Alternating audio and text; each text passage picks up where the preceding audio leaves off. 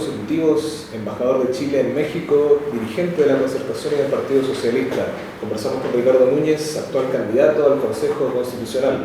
Bienvenido a Diario Echeñarcillo, estimado. Un placer tenerlo, contar con su presencia acá. ¿Cómo está? Bueno, muchas gracias. Gracias a ti, gracias a Echeñarcillo nuevamente por tener la posibilidad nuevamente de contactarme con Atacama, con una región a la cual yo estimo tanto, porque como muy bien tú lo recuerdas, fui 20 años senador por Atacama. Y dejé de serlo exactamente porque estimé de que después de 20 años ya había cumplido mi tarea. De alguna manera había sido parte muy importante de la transición chilena, desde el año 90 para adelante. Fui de aquellos, como muchos se recordarán, de aquellos que luché más tenazmente contra la dictadura de Pinochet. Por cierto, a propósito de lo cual no solamente estuve preso, sino que también perseguido, como tantos chilenos y tantas chilenas. Y eso me llevó nuevamente a estar en Atacama, porque esto es una tierra de lucha, esto es una tierra abnegada, es una tierra no solamente de mineros, sino de gente, hombres y mujeres, que tienen una gran vocación de lucha.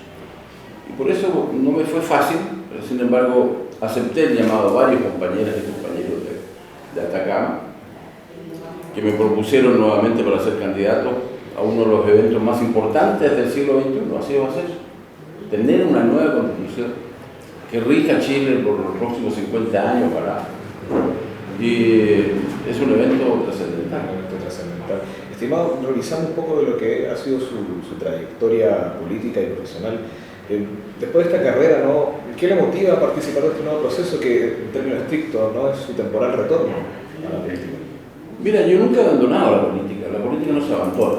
Lo que se abandona son los partidos, se abandonan las direcciones de los partidos. Yo hace mucho tiempo ya no soy miembro de la dirección del Partido Socialista, fui 3 veces presidente del Partido Socialista. Pero nunca abandonaba, ni desde la cátedra, ni desde mi casa, ni mis reuniones familiares, ni mis reuniones con mis amigos, uno abandona la política. Por el contrario, uno se preocupa cuando la política le llega al alma. A mí me preocupó fundamentalmente lo que ocurrió el 19 de octubre del año 19 con el estallido social, y me preocupó cómo culminó el 4 de septiembre recién pasado. Culminó de mala manera. Chile no tiene una constitución hoy día. De hecho, tenemos una constitución formal, la de Pinochet, del año 80, pero eso no tiene la legitimidad, no tiene el respaldo popular que requiere cualquier carta fundamental. Y la constitución que elaboraron, o pretendieron elaborar los constituyentes, fracasó el 4 de septiembre. Por lo tanto, este es uno de los pocos países del mundo y de América Latina donde prácticamente no tenemos una constitución, no tenemos reglas en las cuales todos creaban. Y a partir de esa consideración dije, bueno, tengo la experiencia, formé parte de una generación que luchó contra la dictadura, que hizo posible la transición, fui senador por una región que quiero tanto como Atacama. ¿Por qué no entregar esta experiencia? ¿Por qué no entregar mi conocimiento? Y lo estoy haciendo con mucha honestidad. Por cierto, mucha gente se preguntará por qué este señor que fue durante 20 años senador nuevamente vino por Atacama. Exactamente porque creo en el futuro de Chile. Porque fui un dirigente que hizo posible la democracia en nuestro país y tengo todavía la capacidad física y mental, ojalá que me dure durante toda la campaña, por cierto, para aportar de la mejor manera posible a un proceso particularmente complejo, donde se va a requerir mucho diálogo, mucha conversación, mucho entender lo que otros piensan distinto a uno, en un país donde no hay diálogo, en un país donde el diálogo, la conversación ha ido desapareciendo, incluso en la mesa de la familia, incluso en la universidad, incluso en los lugares en donde tradicionalmente se hace política en el mejor sentido de la palabra, en un momento donde la política está bastante prestigiada, ¿no? Es un momento complejo, como conversamos, estimado. ¿Le costó aceptar esta invitación? Me costó. Mi señora fue la que más me alentó, mis hijos no tanto. Y con justa razón, por lo demás, porque no es un desafío cualquiera. Por el contrario, sé perfectamente que la sociedad chilena ha cambiado y la sociedad atacamina también. No es la misma sociedad que me eligió durante 3 oportunidades con la más alta mayoría en Atacama. Es un país distinto, es una región diferente. Y por lo tanto no es ponerse en la plaza de Copiapó y decir soy consejero constitucional, ¿no? Va a ser difícil, pero creo que está. Si la gente estima que debo representarlo, bienvenido. Lo haré con la máxima dignidad y con la mayor capacidad intelectual y política que tenga. Pero en fin, no fue fácil. A esta edad, cuando uno ya ha estado más bien escribiendo, dedicado a la cátedra universitaria, no es fácil nuevamente retomar los desafíos electorales. De todas formas, un desafío, porque dentro de la lista que compone usted, Unidad para Chile, es quien de alguna manera tiene mayores posibilidades, ¿no?, de ser electo como municipio. Yo tengo la impresión de que los cuatro tenemos la misma posibilidad, ¿no? Hay un muy buen dirigente comunista que trabaja en la municipalidad de Copiapó. Hay una muy buena compañera que es de Huasco, que ya fue candidata. La compañera no la conozco, de Revolución Democrática, me han dicho que es una persona estupenda. En fin, hay muy buenos candidatos. Yo aprendí aquí en Atacama, las veces que fui candidato a senador, que nunca hay que darse por ganado. Sobre todo cuando tenemos un fenómeno distinto a los procesos anteriores, que es el voto obligatorio. Son mucha gente que va a votar, mucha gente que no está informada de qué va a votar, mucha gente que se deja llevar más bien por la externalidad del fenómeno y no tiene tiempo para involucrarse mayormente en lo que significa el desafío electoral que vamos a tener el 7 de mayo. Y por lo tanto hay un voto incierto, como lo fue la votación que tuvimos el 4 de septiembre recién pasado. Nunca nadie pensó que el rechazo iba a tener 62%. No había ninguna encuesta que lo señalara. Y sin embargo, lo más seguro es que ese 62% estuvo compuesto fundamentalmente por personas que exigían algo más de la Constitución que estaban entregando los constituyentes, pero también de muchas personas que se dejaron llevar por la propaganda que hubo en ese momento. Hablamos del proceso anterior, ¿no? ¿Cómo ve este actual segundo intento constituyente? ¿Valora más las reglas del juego actuales que eran anteriores, por ejemplo? Yo creo que en las reglas del proceso anterior prácticamente no existían. No existían. ¿Sí? Prácticamente no existían.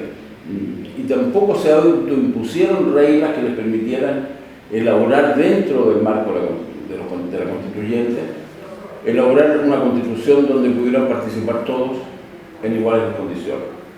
Fue como el presidente Boric llamó una suerte de constitución partisana, donde reflejó bastante bien tal vez las posiciones del mundo octubrista, como se le ha dado a denominar.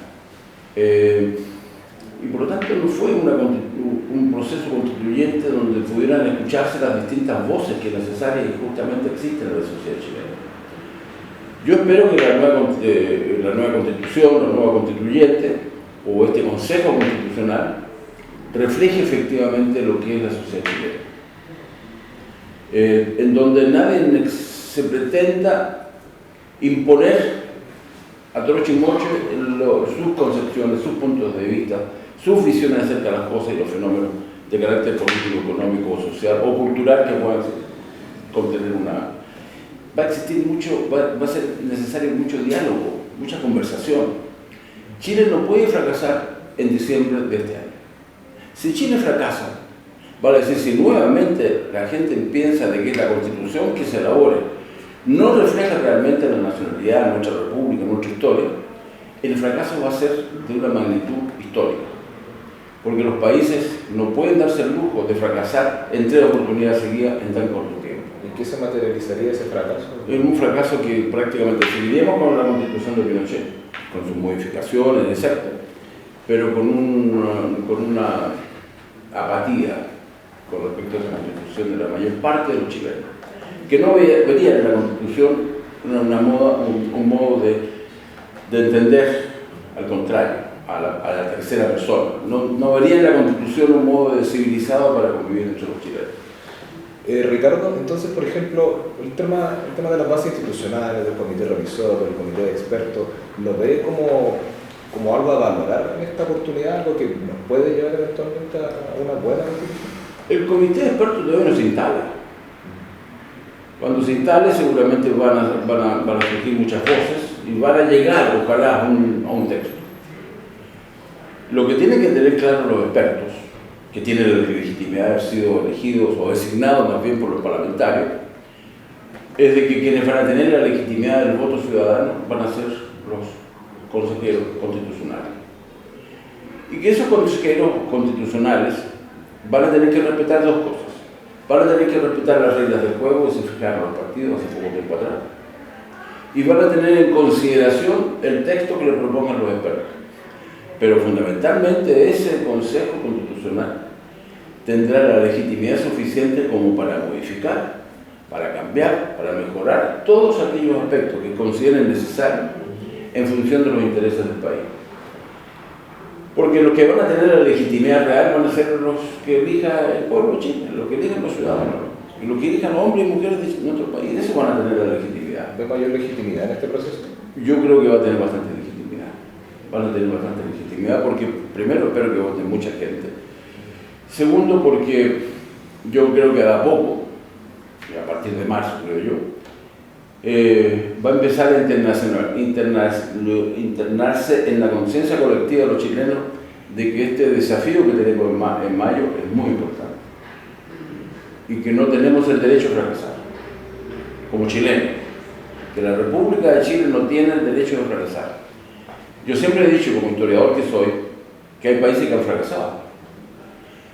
El Líbano es uno de los países que yo creo que ha estado a punto de desaparecer prácticamente del mapa. Entre Palestina e Israel hay una situación extraordinariamente compleja, muy difícil. Libia, en el norte de África, es un país que prácticamente no se logra constituir nuevamente como nación. Los chilenos no podemos correr ese riesgo. Y por lo tanto tenemos la obligación histórica de darle una carta fundamental a todos los chilenos y chilenas. ¿Qué son las cartas fundamentales? Son las reglas del juego. Son el pacto social que se establece entre todos, componentes de la sociedad chilena. Son las reglas del juego que uno fija en su familia, que uno fija en el club deportivo, fija en el partido político. Esta es una regla general para todos los chilenos, donde todos los chilenos, hombres y mujeres, incluso todos aquellos que viven en el territorio nacional, tienen la obligación de respetar. Y por lo tanto, más allá de las diferencias legítimas que existen en la sociedad. Y eso es la constitución que tenemos que generar en nuestro país, que mire además el siglo XXI. Este es un siglo que viene con una cantidad de desafíos enormes. El agua, la delincuencia, el crimen organizado, la inmigración, es un fenómeno mundial. Bueno, el tema ecológico, los temas medioambientales son temas extraordinariamente poderosos. El cambio climático viene y se instaló en el planeta, no solamente en Chile. Si las constituciones, van a decir esa regla básica de convivencia de todos los que habitan un territorio, no enfrenta esos problemas, esas constituciones quedan en el pasado. Hay números, Ricardo, que complican. Según CADE, no la última CADE, la ciudadanía no estaría viendo con muy buenos ojos este proceso, pues no se alcanza en el 40 de confianza en el Consejo ni en el rol de los expertos. ¿Cómo evalúa esta percepción? Es absolutamente legítimo. Es absolutamente legítimo y explicable. Porque estamos en una sociedad política que está muy deteriorada, en donde la falta de convicciones en la sociedad chilena es muy manifiesta. Las instituciones hoy día no están siendo respetadas ni están siendo eficaces para enfrentar los problemas que tenemos, incluyendo el Poder Judicial. La Iglesia Católica vive un proceso extraordinariamente complejo.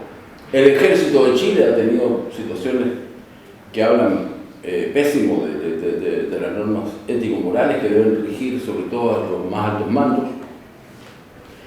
Carabineros en algún momento estuvo en cuestión a propósito de su comportamiento durante el llamado estallido social. En fin, estamos en una situación compleja como país. Y por lo tanto a mí no me extraña de que muchos vean que esto es un arreglo de los políticos, que esto es un arreglo de los parlamentarios. Pero la pregunta es, ¿quiénes otros pueden hacerlo? Y yo creo que en este sentido los parlamentarios asumieron bien sus responsabilidades. Aunque no tengan el prestigio que se requiere, pero asumieron su responsabilidad. De izquierda, de derecha, de centro, pero asumieron su responsabilidad porque no tenemos otra institución respetada que pueda resolver los intríngulos que hemos ido generando a propósito del estallido y a propósito del rechazo a la Constitución propuesta el 4 de septiembre recién pasado. ¿Qué deber tenían en particular los parlamentarios? ¿Qué deber tenían los parlamentarios en este proceso? Y que son el único espacio en donde están representados diputados y senadores de todo el país, porque todos los chilenos eligieron a los senadores y los diputados. O sea, cada uno de ellos tiene detrás de sí una legitimidad, porque fueron elegidos por la votación popular, en función de la Constitución vigente, en función de las leyes vigentes. Y tienen la virtud de representar el conjunto del país. Los 50 senadores y los 100 y tantos diputados reflejan bien la naturaleza geográfica, etnográfica, cultural, política, social, cultural de los chilenos. No existe otra institución. No existe otra institución en un sistema democrático que no sea el Parlamento. Puede estar desprestigiado, es cierto, porque no cumple con todas las tareas y expectativas que generan normalmente los senadores y diputados, como lo voy a saber yo, que fui 3 veces senador por Atacama. Pero no existía otra institución. ¿Dónde lo hacíamos? ¿En una plaza pública? ¿Qué plaza? ¿Todos los chilenos? ¿Los 19 millones? Imposible. ¿Teníamos alguna institución? ¿Qué institución? ¿La iglesia? ¿O las iglesias? ¿Qué otra institución? Los clubes deportivos no están para esto. Había una sola institución, que es el Parlamento de la República, que es uno de los poderes del Estado democrático. Que no le gusta a la gente, sí no le gusta, pero no teníamos nosotros. Puede ser que sean muy criticables, con justa razón, pero si no tomaban determinación los parlamentarios, Chile se hundía en el caos.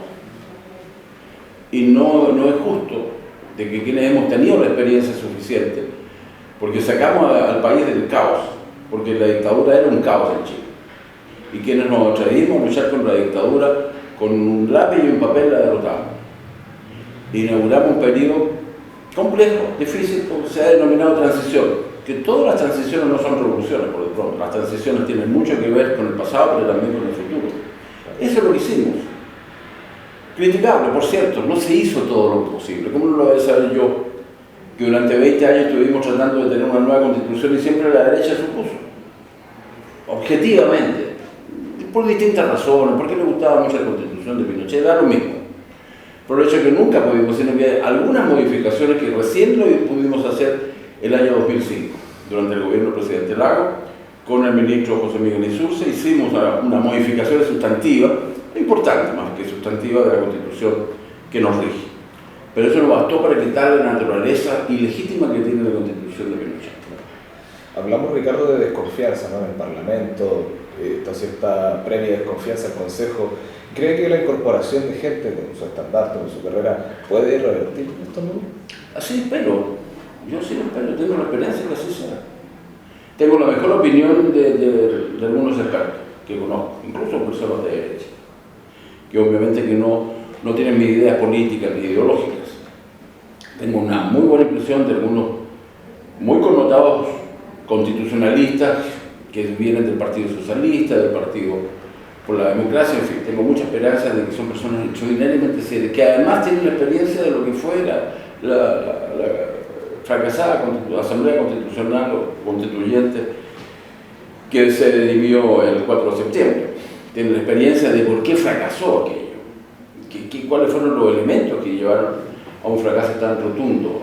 Por lo tanto, ese comité de expertos, hay personas, el comité de expertos en sí mismo puede ser que sea cuestionado porque fue designado a dedo por el Senado y por la Cámara de Diputados, sí, puede ser, pero que hay personas individuales consideradas, que yo conozco, que son personas de altísimo nivel político, ideológico, cultural, tienen un gran dinamismo intelectual, que yo confío en que sean capaces de leer acertadamente la realidad de nuestro país y nos propongan, o les propongan a ese Consejo Constitucional que va a tener la legitimidad definitiva, le propongo un buen texto.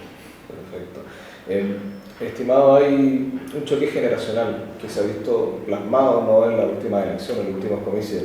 Esto lo veo como algo positivo, porque dentro, ¿no?, de las distintas personas que compondrían el órgano hay distintas edades, distintas ideologías, distintas maneras de percibir el mundo. Entonces, ¿cree que esto puede profundizar los quiebres dentro del órgano o es positivo? ¿Cómo lo ve? Bueno, si hay algo que afecta notablemente a la convivencia de una nación, de un país, de un territorio como Chile, son las luchas generacionales. Porque la lucha generacional no tiene ningún fundamento. El único fundamento que tienen es la biología. Es que todos nacimos, nos desarrollamos y nos morimos. Y por lo tanto, hacer de eso un factor determinante de cómo conducir los asuntos de un país me parece absolutamente erróneo. A mí nunca se me habría ocurrido.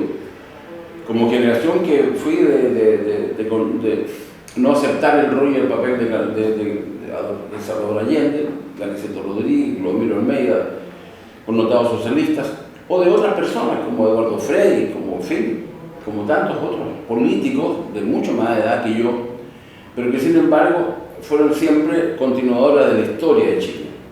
Chile no nació el 19 de octubre recién pasado, del año 19, como algunos creen. Chile tiene 200 años. Y en esos 200 años hay muchas luchas. En esos 200 años hay muchos sacrificios de generaciones completas. ¿Cómo no se va a saber aquí en Atacama de lo que significó Copiapó, a propósito de Chañarcillo del año 1885, de lo que significó el desarrollo para nuestro país, la minería de Atacama? Eso se hizo en el siglo XIX. Las nuevas generaciones son hijos del pasado y tienen la obligación de sembrar el futuro, porque alguna vez también van a ser el pasado. Y por lo tanto, yo espero de que el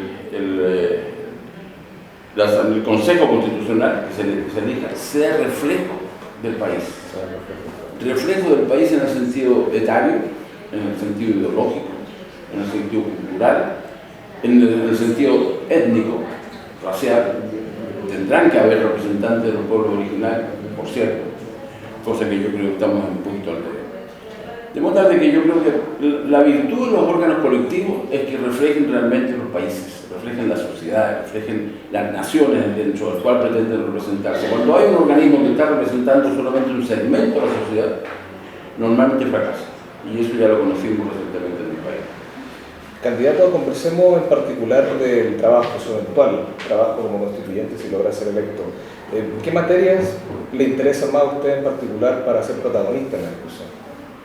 Mira, hay un tema general que me parece fundamental poder precisarlo bien.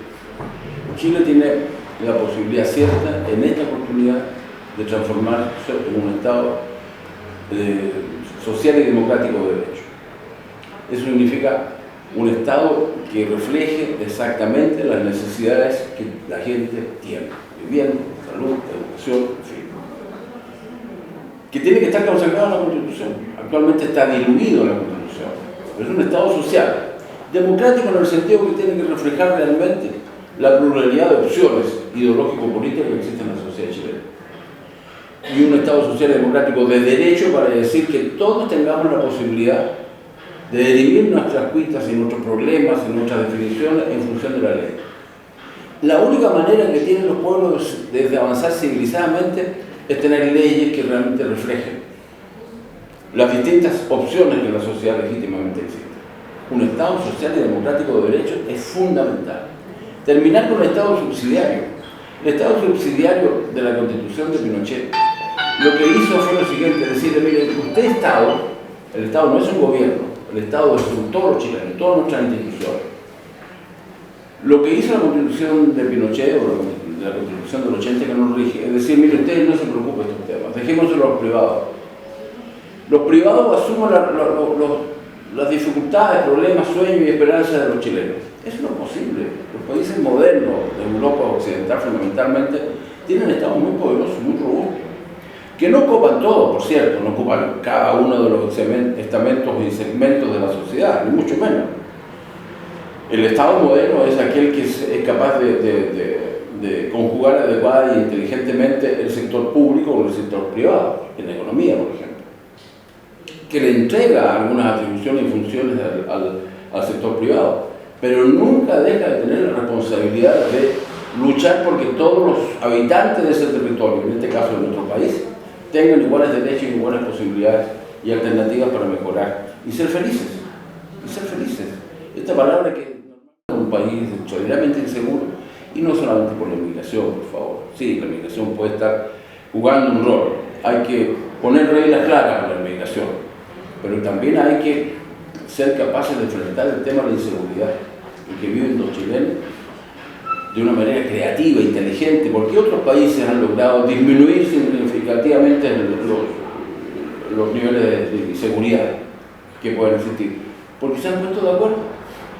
¿Por qué no tener policías municipales? ¿Por qué no tener también, darle a los municipios roles más significativos para enfrentar el tema de la seguridad? ¿Por qué no hacer de las juntas de vecinos también un elemento que juegue un rol positivo en términos de la seguridad? No para que vigilen la vida privada de la gente como en algunos países, no, sino sencillamente para educarnos de mejor manera para que la delincuencia no se meta en nuestras casas, en nuestras calles, en nuestras poblaciones. Tenemos que hacer un gran esfuerzo nacional para enfrentar el tema de la seguridad, y creo que la Constitución puede ayudar a aquello. Creo que hay que enfrentar en países, en regiones como la del norte, como Atacama, el tema del agua. El agua no puede seguir siendo un bien privado, es de uso público. El agua es fundamental para la existencia humana.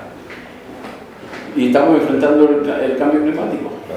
Y el cambio climático se instaló en el planeta, no es que esto haya sido un producto de que los chinos, o los rusos, o los yanquis hicieron tal o cual maroma, no, él se instaló por distintas razones científicas. Y eso usted tiene dos posibilidades. O sencillamente muere en el intento de enfrentarlo, o hace todo lo posible para que nos adaptemos a esta generación y a las futuras generaciones a ese cambio. De modo a hacer que ese cambio sea un factor positivo para el desarrollo. Puede ser perfectamente. Y esa Constitución puede alertar a los gobiernos y obligar a los gobiernos para que enfrenten fenómenos de esa naturaleza de mejor manera. Creo que también, por cierto, el tema de la corrupción es un tema que tiene que ser claramente sancionado por la nueva Constitución.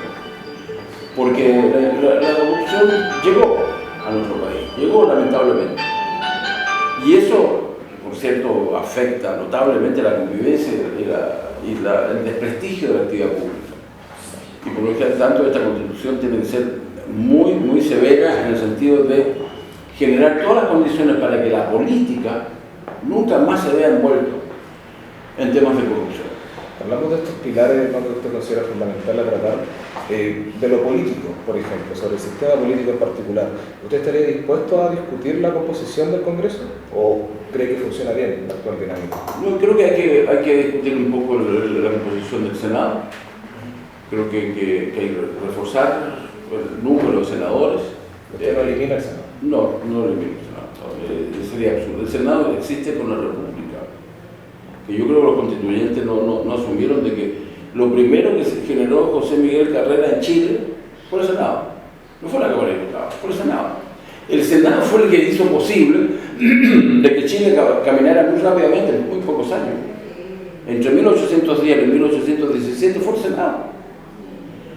Y en el Senado fue senador Salvador Allende. Y senador fue Eduardo Frei. Y senador fue Arturo Alessandro y Palma. Y senador fue Don Carlos Ibáñez del Campo. Las grandes personalidades del siglo XX fueron todos senadores. Y cuando se eliminó el Senado, por variables que son difíciles de comprender, tal vez yo si me meto más en detalle, sé las razones por las cuales los constituyentes lo intentaron eliminar. Si yo me meto a entender esas razones, no tienen nada que ver con la historia ni con el futuro. El sistema bicameral, el que está impuesto en todos los países más democráticos del mundo. El problema que tiene Perú actualmente es porque tiene una sola cámara. Y esa cámara se corrompió al punto tal de que nadie sabe cuál es el destino del Perú. Nadie sabe cuál es el destino del Perú. En cambio, en el Senado siempre hubo posibilidades de que se transformara en un elemento que equilibre las diferencias que pueden existir en la Cámara de Diputados. ¿Usted cree en el sentido del contrapeso? El Parlamento en sí mismo ya es contrapeso y en las funciones legislativas el contrapeso lo tiene el Senado. Y creo que eso es muy importante. Por lo tanto, creo en el sistema bicameral. No hay ninguna razón para pensar de que un sistema unicameral, que además tenga potestades absolutas, porque resulta que si el presidente de la República es A y la mayoría de esa Cámara única es A, lo que se establece es un mecanismo muy similar a aquellos que hay países en donde, de hecho, ese fenómeno lo ha llevado a una dictadura. Y yo creo que eso no es esperable para Chile. Pero en definitiva, ¿usted haría modificaciones? Sí, por cierto, hay algunas funciones, por ejemplo. porque no me gusta mucho el presidencialismo, que curiosamente llegaron los constituyentes, no sé por qué razones, cuando durante mucho tiempo en el mundo progresista, por llamarlo en términos genéricos, existió siempre la idea de que en Chile tenemos que avanzar hacia un sistema semipresidencial, en donde el presidente de la República sea muy importante, pero no tan importante que si se cae el presidente de la República se cae toda la estantería.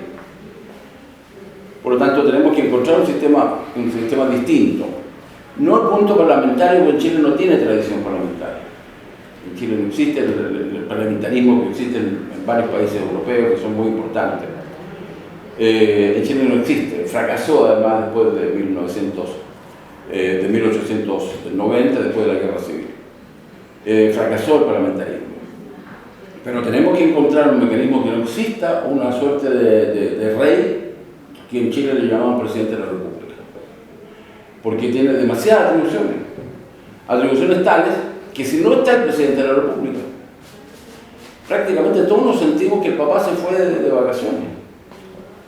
Y eso no es posible. Es posible, tenemos que buscar un mecanismo bastante más equilibrado que el que actualmente existe. Hablamos de ciertas tradiciones no republicanas, como el Senado, el tema de la facultad del presidente. ¿No cree que también romper ciertas tradiciones pueden de alguna manera llevar a buenos resultados en ese sentido? Cuando son tradiciones que han fracasado, por cierto.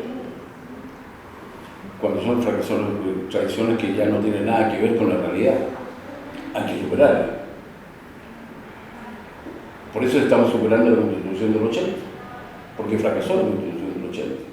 No es una tradición, sí, no es una tradición, pero es también un conjunto de tradiciones que ya no tienen ninguna posibilidad de desarrollarse en la nueva realidad.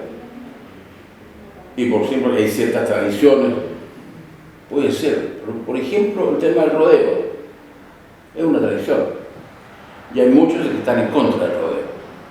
Y ahí tenemos que enfrentar esos temas en la Constitución.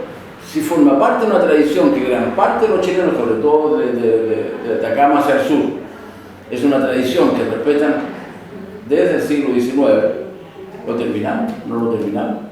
Es un debate porque se maltrata al animal, esa es la razón fundamental.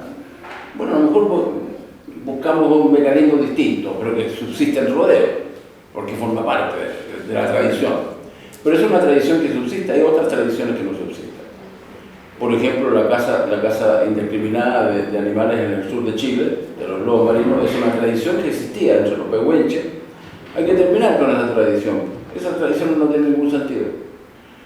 Y hay otras tradiciones también, pero por ejemplo las tradiciones religiosas yo no terminaría con ello, porque a pesar de que yo no soy religioso, la mayor parte de los chilenos sienten una vinculación muy estrecha con las tradiciones religiosas. Y terminar con la Candelaria aquí porque hubo el año pasado mucha delincuencia, pero ¿cómo? Si enfrentemos la delincuencia, pero no terminemos con la tradición de la Virgen de la Candelaria. Hay tradiciones y tradiciones, por lo tanto, pero creo que los países enfrentan mejor su futuro en la medida en que son capaces de leer adecuadamente cuáles son las tradiciones que están en el pasado y que hay que terminar con ellas, y cuáles son las tradiciones que deben seguir siendo parte de nuestra identidad.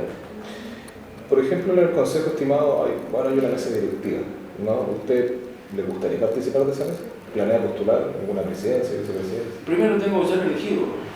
Una vez que sea elegido, a lo mejor me parecería bueno formar parte de esa mesa directiva. Ya fui presidente y vicepresidente del Senado de la República, de modo que tengo la posibilidad de hacerlo bien, si se me diera la posibilidad. ¿Estaría dispuesto? ¿No? Sí, claro, por cierto.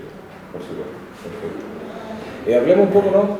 Llegando a la contingencia actual, el Partido Socialista decidió no ir con Apruebo Dignidad. ¿Esta alianza le parece bien? Bien. Yo creo que es una alianza estrictamente electoral. Cuando se toman determinaciones en el marco de las exigencias estrictamente electorales, normalmente se piensa un poco en el futuro, porque es una contingencia electoral la que determina la decisión política. Y en este caso es una decisión estrictamente electoral, que está en el marco, además, del apoyo y el restricto que queremos darle al gobierno del presidente Boric. Queremos que le vaya bien. Pues si le va bien al presidente Boric, que le va bien a los chilenos. Me parece siempre francamente lamentable y deslenable, por decirlo claramente, cuando todos quieren que le vaya, mientras más se incendia el sur, más mal le va al gobierno. Es absolutamente deslenable ese, porque se están quemando riquezas y estamos haciendo todo el esfuerzo para que no se sigan quemando los bosques de Chile. Pero hay algunos personajes que dicen no, que la culpa la tiene el gobierno de Boric el que se queman los bosques. Eso me parece deslenable. Eso no es política, eso es cualquier cosa. Eso no es la política, no es la política que hay que instalar en Chile. La política tiene que ser es una actividad noble la política, aunque esté desprestigiada. La política es una actividad noble. Sin la política los chilenos estaríamos viviendo a balazo entre nosotros. La política es lo que nos permite vivir civilizadamente. Esta alianza es estrictamente electoral, como comentaba, pero ¿no se tensionan de alguna manera las relaciones con aliados históricos del Partido Socialista como el PPD? No. Tengo la mejor impresión de nuestra relación. Yo fui uno de los fundadores del PPD, siendo socialista. Y tengo la mejor impresión de lo que podemos hacer en conjunto, socialistas y PPD. Y por lo tanto, ya vendrán otros momentos políticos en donde no tengamos que dirimir ninguno de estos temas a propósito de una elección, a propósito de un desafío electoral. Hay ciertas declaraciones que son para discutir. La presidenta del PPD efectivamente dijo que su lista pretende reivindicar a la centroizquierda. Y ustedes no participan de esa lista, ¿no son parte de esa reivindicación? Nosotros somos la reivindicación. No queremos luchar por la reivindicación, nosotros somos la reivindicación. Somos la fuerza de centroizquierda que ha hecho posible la democracia en Chile. De modo que sí, valoro la entrevista de la compañera, pero yo creo que eso es intentar llevarse para casa un juguete que nos pertenece a todos. Perfecto. ¿Usted siente que son declaraciones un poco unilaterales? Son bien intencionadas, pero no cubren la realidad. No cubren nada. Entonces, ¿usted no diría que el PS se mueve más hacia la izquierda?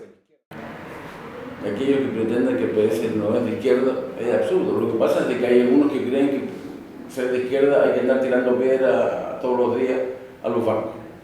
No, la izquierda es también una izquierda constructiva, una izquierda que es capaz de construir, una izquierda que es capaz de entender en democracia a los que piensan distinto a uno. Y creo que hay algunos que confunden que creo que la izquierda es la verdad misma. Yo no soy partidario de que nadie sea depositario de la verdad, porque la verdad nos pertenece a todos. Y por lo tanto, ser de izquierda, como lo ha sido el Partido Socialista desde su nacimiento, es ser también una fuerza política que es capaz de entender a otras fuerzas políticas ideológicas que existen legítimamente en el seno de la sociedad. Usted es dirigente histórico del partido, ¿no? Se rumorea o se augura, ¿no?, un cambio de gabinete, y en ese sentido se piensa en la salida de la canciller Urquiola. ¿Le complicaría como partido si se efectúa esta decisión? En un sistema presidencial como el que tenemos, la decisión última la tiene el presidente de la República. Si el presidente de la República, en este caso el presidente Boric, toma la determinación del cambio del gabinete, hay que apoyar ese cambio. Hay que apoyarlo por siempre, porque los cambios no son para peor, los cambios tienen que ser para mejor. Y si hay algún ministro que no está haciendo su pega, el presidente tiene que tomar la determinación de apartarlo de ese cambio. No sé si lo va a hacer o no tengo la menor información, no estoy cerca del gobierno, apoyo el gobierno, pero no tengo la información ni he sido objeto de los rumores que se corren por los medios de prensa del país. Perfecto, entonces, ¿usted siente que los cambios, las decisiones presidenciales tienen que apoyarse? Sí, por cierto. Bueno, el sistema presidencial así es. Un sistema semipresidencial es distinto, pero no estamos en el sistema semipresidencial, estamos en el sistema estrictamente presidencial. Cuando tengamos un sistema de semipresidencial, los mecanismos de cambio de gabinete van a ser diferentes. Bueno, candidato, por último, algún mensaje, alguna proyección que quiera dar respecto a estos tiempos complejos de crisis institucional, crisis política. Por cierto, yo lo único que espero es que la gente vaya a votar. Que vaya a votar el día 7 de mayo. Que se informe acerca de las cosas que están en juego. Que ojalá lean lo más puedan cada uno de los temas que van a estar en discusión durante estos dos próximos meses. Ojalá que se informen. Ojalá que ninguno de nosotros haga demagogia a propósito de estos temas. La Constitución que queremos escribir en función de los intereses de Chile es un tema extraordinariamente importante, definitivamente importante. Queremos construir una carta en la que nos sintamos representados todos y cada uno de los chilenos y chilenas. Una carta que efectivamente nos permita un país más igual, más solidario, más progresista, un país que enfrente los grandes desafíos que existen en la humanidad en el siglo XXI. Eso vamos a estar en juego en estos próximos 2 meses. Y yo lo único que digo, no digo que vayan a votar por mí o por personas que yo estimo mucho, sino que vayan a votar, y vayan a votar en conciencia. Y no se dejen llevar por los fake news que le llaman ahora, o las noticias falsas. Se dejen llevar solamente por su voluntad, y su real convencimiento y por su disposición cierta de colaborar con vuestro voto por un Chile mejor. Ricardo Núñez, candidato al Consejo Constitucional, muchísimas gracias por su participación en esta entrevista y por entregarnos, ¿no?, su sabiduría, estimado. Gracias. Gracias.